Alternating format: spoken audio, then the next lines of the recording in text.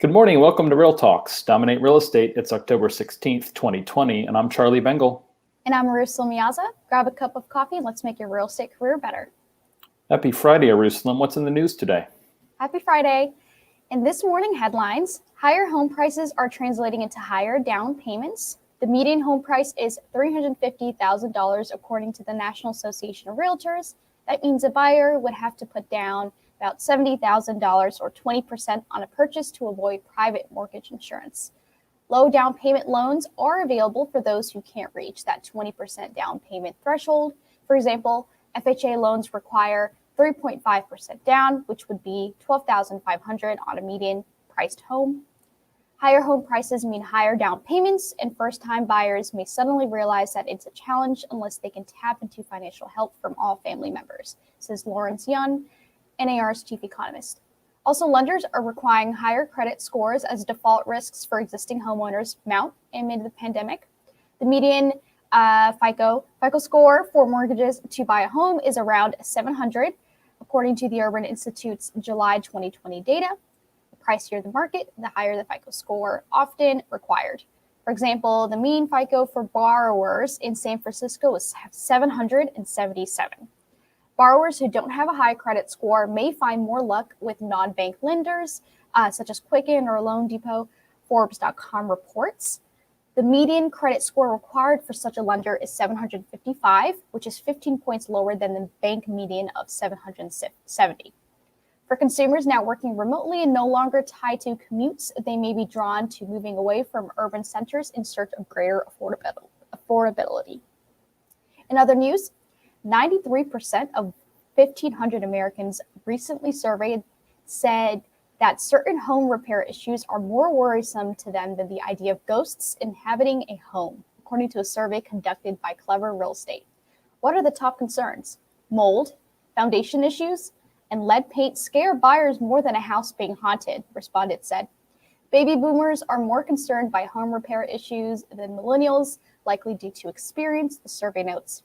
The typical homeowner spends nearly $3,000 a year on maintenance and repairs, but a major issue could prove more costly. For example, a leaky roof could lead to mold, water damage, and roof replacement, which could total as much as $45,000. In other news, the pandemic is reversing a long preference by renters for urban locations. Instead, apartment rentals are surging in suburban markets nationwide. Renters now in urban areas are showing a desire for larger spaces, and they're no longer tied down to a regular commute as work-from-home policies in many cases have been extended. All these factors have brought their hunt for an apartment out-of-city renters. The Wall Street Journal reports as renters seek more room and outdoor space.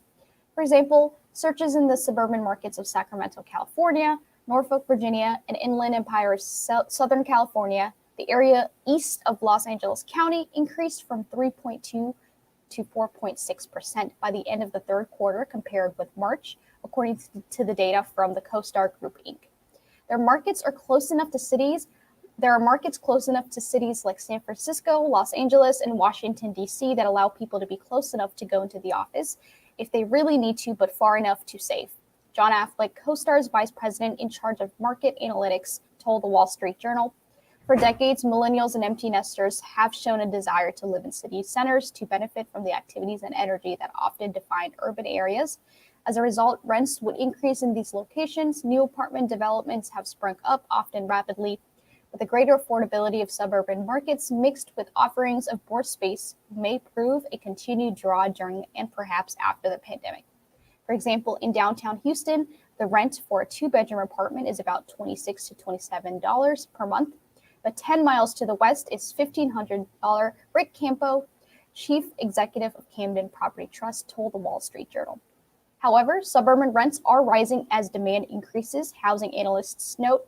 Also, there has been little new supply to suburban rentals because most recent development has centered on building higher-end units in urban markets. Charlie, what's going on with rates?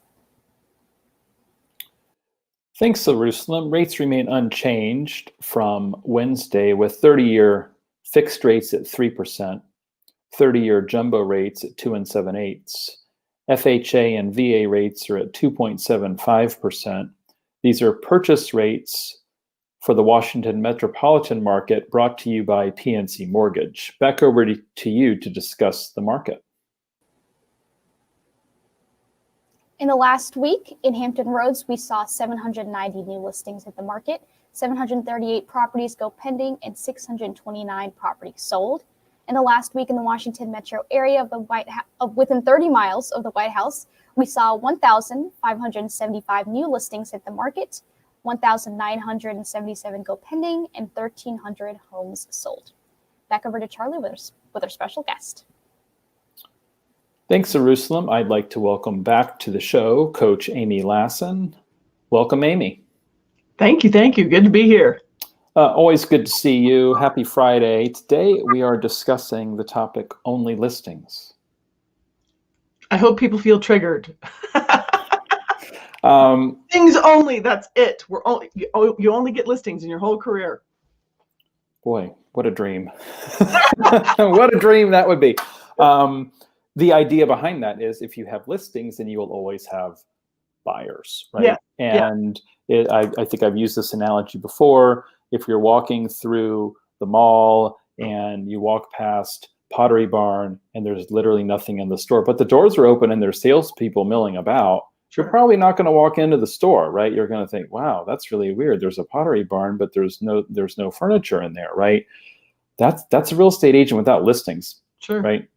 But a real estate agent with listings will always have people walking into their little retail store. Yes, but your analogy carries. You could then run ads to say, I'm willing to drive you all over town to other people's furniture stores if you like. Like, that's exhausting, right? But you could do that. Yeah. Yeah, that's not a service that Pottery Barn provides just yet. So where do you want to start with this listings only concept? Well, I said I hope you're triggered because that's really what I wanted out of the title. Because, of course, you could have listings only, but that's not what today's show is about. Today's show is about focusing on listings only, marketing for listings only. If you skewed your marketing and your conversations to getting more listings, the buyers would line up behind you like little ducks. That's not going to be a problem. But most agents right now listening are probably thinking, wait, but I also want buyers. I like buyers.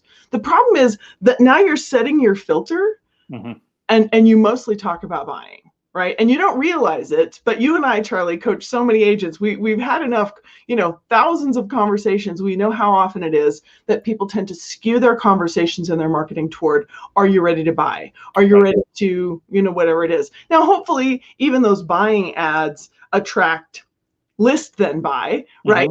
That's a thing too. And so please don't be all in your head about Amy's wrong, attracting buyers works. Of course it does. But what if, this is what we're going to play today, what if you only focused on generating listing leads and that's all you ever talked about?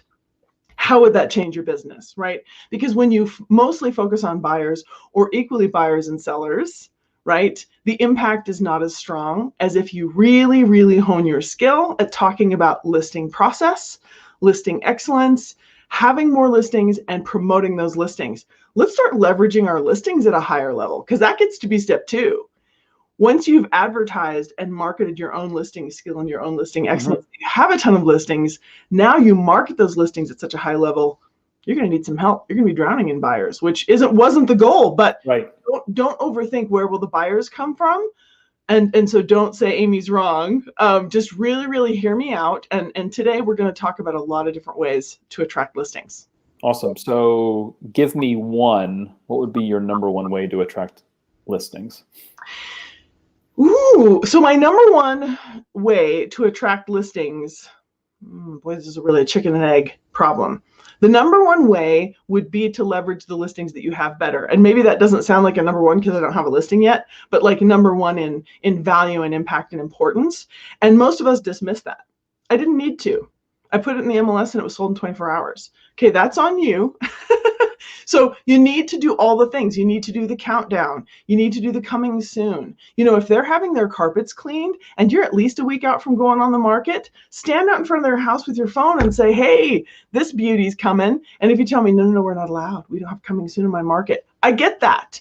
So don't give the address, right? Just say 3-bedroom, 2-bath, study, open loft concept, place for the kids to homeschool, whatever you're saying, really do a lot to educate people.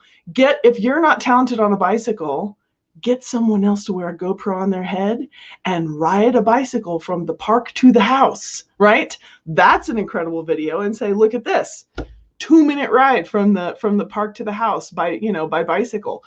Get creative with your marketing. Not only will you attract more people to your seller's property and get more offers, you're demonstrating your skill, your talent, and your tenacity as a listing marketer. So I think that's number one.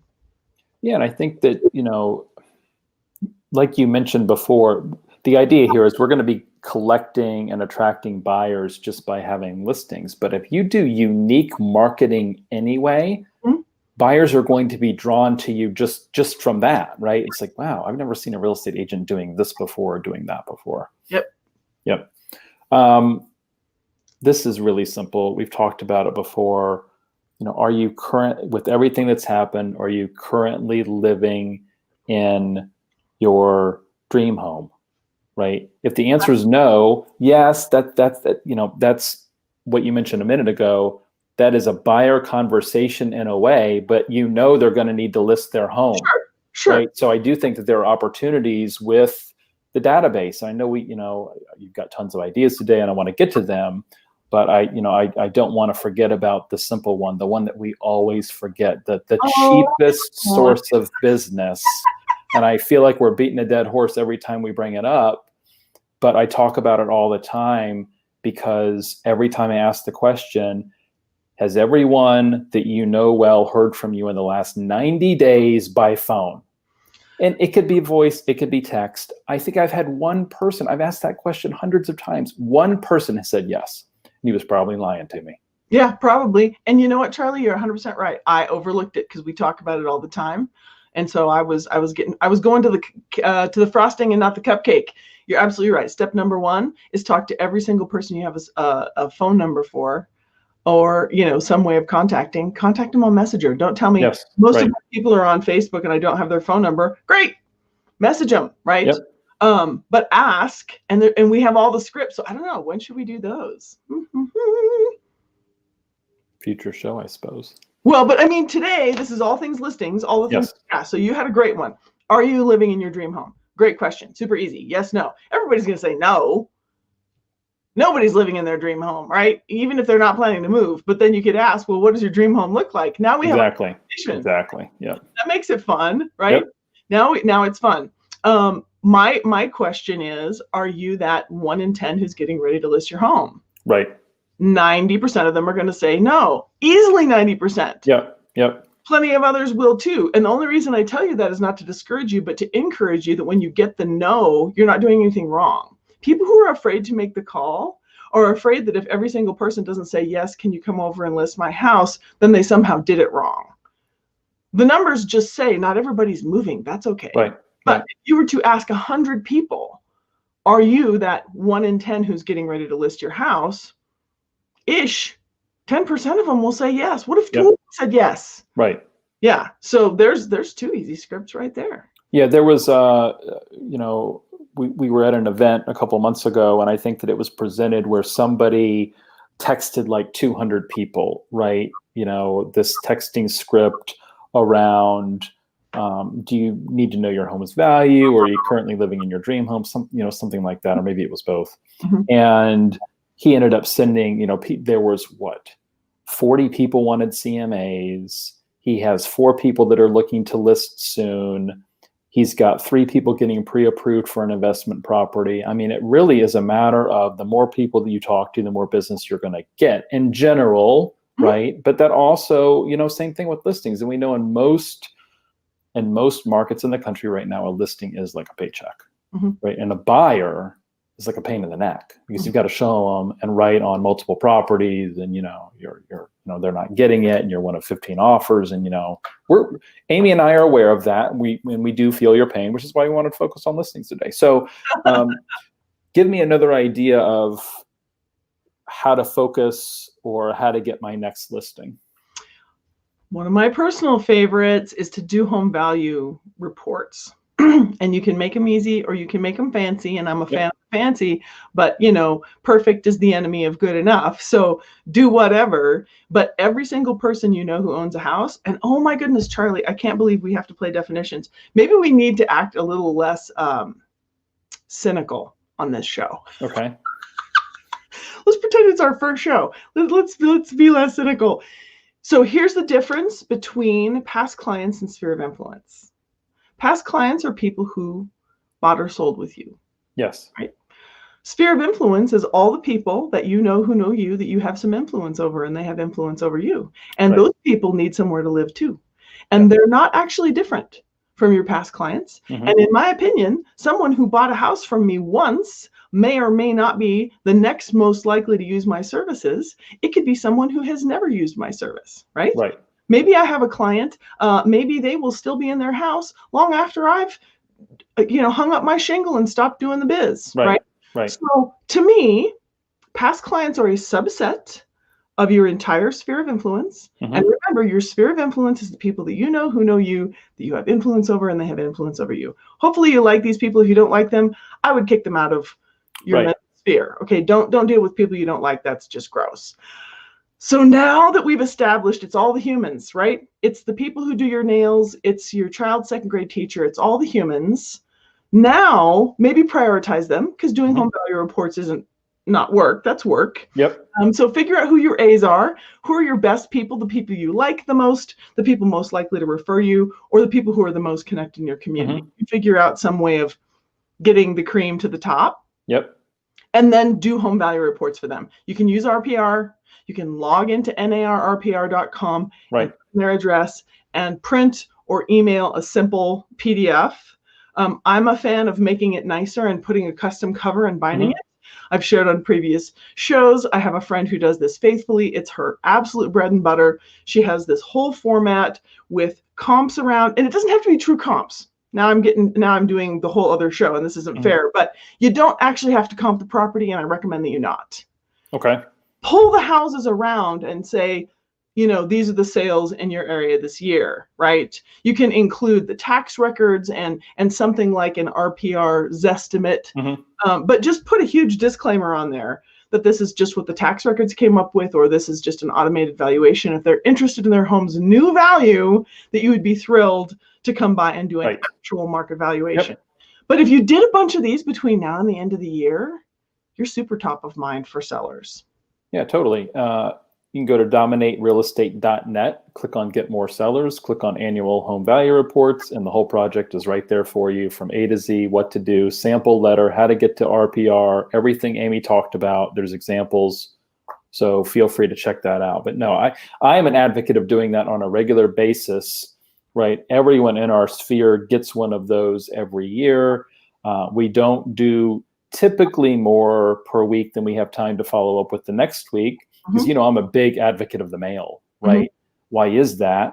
Well, it doesn't get lost in the spam folder, right? It may be delivered a little bit later right now due to the, climate at the Postal Service, but they're going to get it. Yeah. And then it's the easiest script ever. Hey, did you get my mail last week? So when you're afraid of the phone, it just makes for a super easy script. So that whole project is online, ready for people, to download and to check out. One of my ideas is using Remind. I know that the agents in the Washington metro market get Remind Pro for free through the Bright MLS. Many agents around the country get Remind for free through the MLS, and you're able to go through there and look at the people more easily than digging around the tax records, right? Looking for absentee owners, you're able to print labels for those people and send home value reports to them as well, right? So this is getting away from the sphere a little bit, but I think that a lot of agents tend to forget about their absentee owners. And if agents are farming using EDDM, those absentee owners are not getting the information that they're being sent. So I think hitting them up every once in a while makes sense, and then trying to find their phone numbers through different ways to try to follow up is logical. And with Remind, I've never been a big I don't know, maybe I should be a proponent. I've never been a big proponent of this AI, the smart zip stuff, the predictive analytics of who's going to list their home next. Yeah. I wish somebody would do a study on that and see if that stuff actually works. Maybe there has been, and I'm being cynical, like we said we weren't going to do 5 minutes ago. I just know that I've had clients use SmartZip and they've not, it's just not worked well for them. But were they using the system as they should? Who knows, right? Well, I mean, okay. so there's that. I want to speak to this too so that we can just put it to bed. I think you're right. I think a lot of our clients have had something like a SmartZip and not used it to its fullest. Yeah. However, they're all really expensive. And I always ask people to think about, could you repurpose that money to a system that gives less of your money to another organization? That $1,200 a month that is just to the organization, how much of that could have gone to doing a better job for your sphere, right? When you have 300 people in a database that you're not nurturing on a regular basis and you're overthinking that $6 pumpkin, right? So that would mean, I agree with you. I don't think they're worth the money. I think most agents underutilize them. So don't. Where I was going was Remind has that in there, the predictive analytics for free if you get the pro for free, right?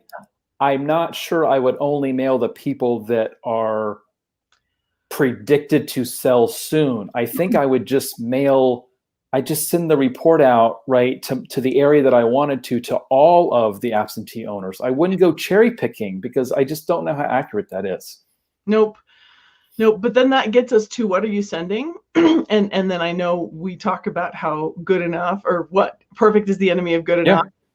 But I've heard it from numerous places, Charlie, that be careful what you, I heard this from BombBomb, be careful what you send to your people. You're educating them about whether or not to tune you out. I also heard this from Tony Robbins' Business Mastery. Put all your money and your attention into the quality of your content, not the size of your boost.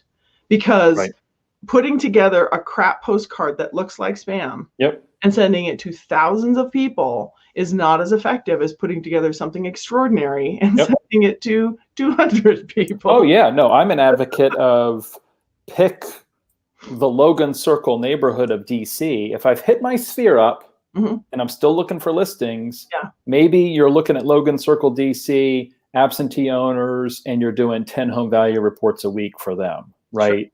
Just getting into the groove of that, because I do think there's a lot of agents that forget about those people. Yes, absolutely. Or they're doing the EDDM, right, postcards, and those people never get anything, right, because the mail doesn't forward to them.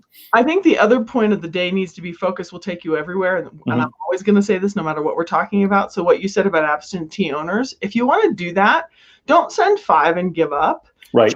Choose it as a source and start going after absentee owners. You're going to refine your messaging. You're going to have better follow-up.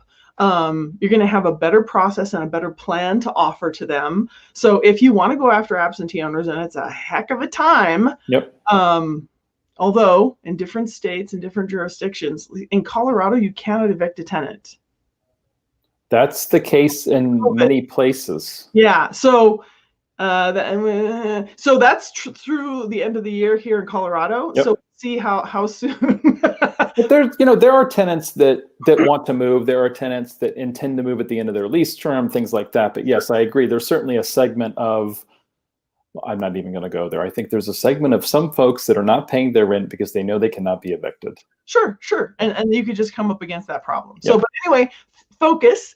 When we give you all these ideas, I would pick a method and really do it well. Yeah, choose one, go all in, level 10, right? And then when you've exhausted that, then pivot to another idea. Yeah. You and I are both advocates, or we are not proponents, rather, of people having 10 lead sources, working them at a level 4. We'd rather them see them with 4 lead sources, working them at a level 10. Yeah, perfect. Yeah, absolutely. What's another idea of listings only? So I personally think buyer need is a great way to go after listings. Okay.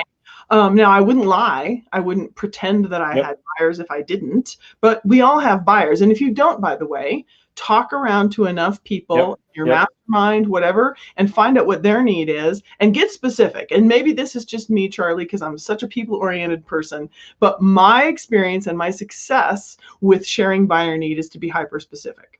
So I currently get tons and tons of mail at my own house from flippers saying that they desperately want to buy my house. And it's the same postcard over and over and over, and it's addressed to my ex-husband. He Oh, has nice. not lived here in a very long time. Mhm. So does this feel personal? No. Right. Believable? Not at all. So my I have a buyer need postcard or letter goes like Mhm. this. Dave and Carol are downsizing from Glen Eagle and Mhm. absolutely are determined to live in Arendelle or Pulpit Rock. And I've shown them everything. Who do you know, right? Yep. Who do you know who may be looking to sell their home in the next 3 months? They need and I described the Yep. property that they actually wanted, but I made it loose enough that it included every house in the neighborhood. It Right. was true, but it wasn't hyper specific so that somebody would throw it away if it didn't apply to their house. Well, Dave and Carol got a divorce, but I got a listing. So I door knock with that, mail that, however you do it. There's the concept of the yikes campaign. Right. My buyer missed out. Yep. But again, you actually have to have a buyer in that case. Right. So I think I wouldn't lie. No, Yeah. no. I think that's good advice. I have another coaching client that takes it a step further and says, by the way, I am just looking to represent my buyers in their home.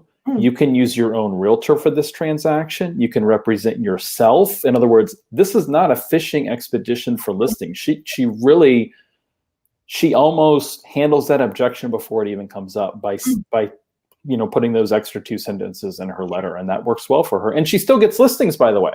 Interesting. People still call her. It's not a good fit. They still want to sell. They like her on the phone. She builds rapport. She goes over there. She gets the listing, right? Okay. Because most people, they don't want to represent themselves. Yeah. Right. And they may not have another agent, or the other agent they've not heard from in years, right? And here's somebody who's doing something a little bit different, right? Great. Along those lines, we had a treat on the last mastermind a couple weeks ago. I had a coaching client who built his business in Manhattan around an I have a buyer campaign. Okay. And was sending thousands of letters a month. He usually had a buyer. He didn't always have a buyer. That's not how he does his business anymore. Okay. But all of these, because he was young, he was on the phone all the time. He was getting a gazillion calls, right? Mm-hmm. I don't know how old he is. He's 40, maybe. He's sold $1 billion in his career already, right? So this is a player. Yeah. And self-addressed, stamped, non-branded envelopes, handwritten, right, with the letter in there, I've got a buyer.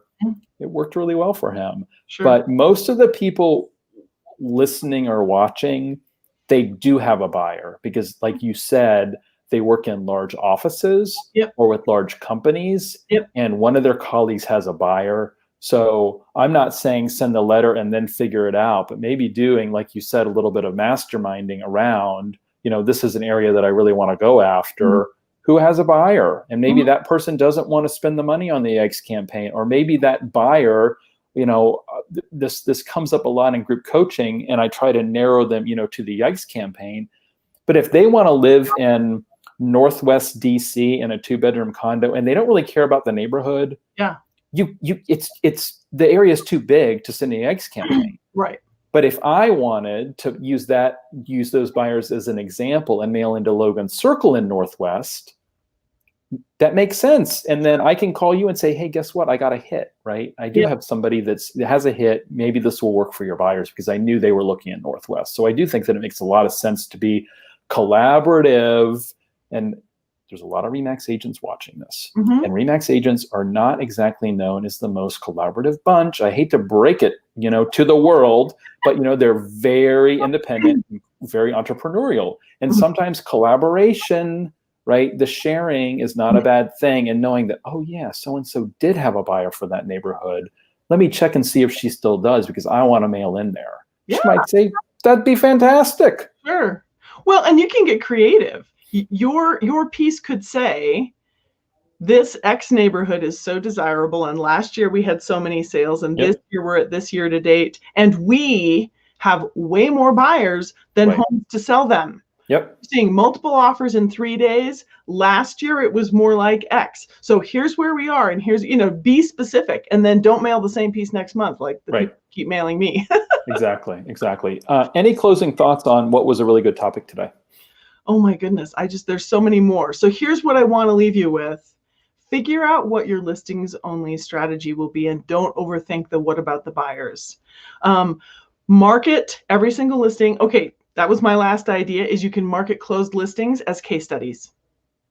Leverage the listings that you've already sold and tell them how you got it done, because you're demonstrating your excellence, you're demonstrating your expertise. So sit down with your content grid, write out a vision for all the different things that you're going to post, share, comment on, conversations, and then just hold yourself to it.